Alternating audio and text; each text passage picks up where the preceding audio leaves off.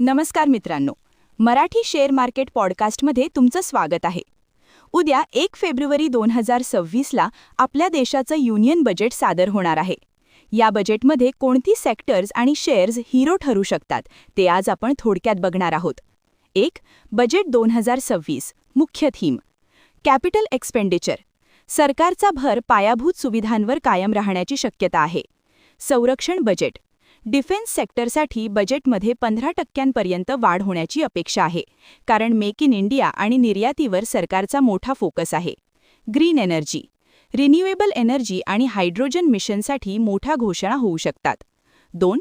Top sectors आणि shares to watch. तुम्ही व्हिडिओमध्ये खालील सेक्टर्स आणि शेअर्स हायलाईट करू शकता. 1. संरक्षण क्षेत्र, डिफेन्स सेक्टर. सर्वात हॉट सेक्टर. का?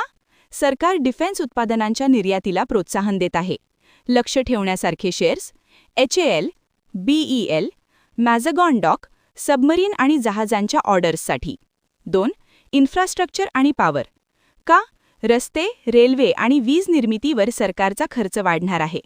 लक्ष ठेवण्यासारखे शेअर्स: L&T, NTPC, PFC किंवा REC, पॉवर सेक्टरला फायनान्स करणाऱ्या कंपन्या. 3. रेल्वे. का?